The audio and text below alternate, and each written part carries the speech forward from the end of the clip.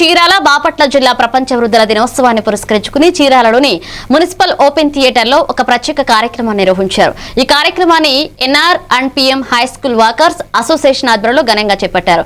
ఈ సందర్భంగా ప్రముఖ వక్త పోలుదాసు రామకృష్ణ మాట్లాడుతూ వృద్ధులు అనుభవాల వనరుల వాటిని గౌరవించడం ప్రతి ఒక్కరి బాధ్యత అన్నారు. కేంద్ర మరియు రాష్ట్ర ప్రభుత్వాలు వృద్ధుల సంక్షేమం కోసం పలు చట్టాలు రూపొందించాయని వాటిని సమర్థవంతంగా అమలు చేయాల్సిన అవసరం ఉందన్నారు. ఈ కార్యక్రమంలో పలువురు ప్రభుత్వ అధికారులు, స్థానిక ప్రముఖులు, వృద్ధులు పాల్గొన్నారు.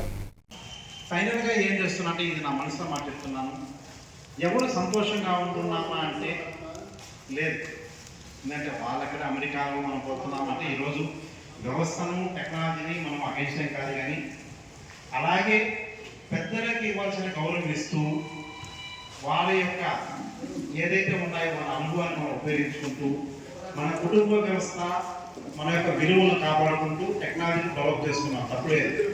కానీ ఏదో ఒక మాయలో పడి, టెక్నాలజీ అనే మాయలో పడి మనం ముందుకు వెళ్తూ ఉండే వ్యవస్థను పూర్తిగా కూడా మనము పక్కన పెడుతున్నాము. ఇదైతే చాలా వరకు మన దీనికైతే మాకే నష్టం. తర్వాత తరాల కంటే మేము, మా వెనక తరాలు కూడా చాలా నష్టం అనిపిస్తుంది.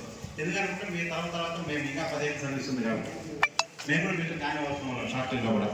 కాబట్టి ఇవన్నింటినీ కూడా మనం తలుచుకున్నప్పుడు మీ యొక్క విలువైన సలహాలు, అలాగే విలువైన మీ యొక్క దీవెనలు ఈరోజు ఇప్పుడుండే వ్యవస్థకు చాలా అవసరము.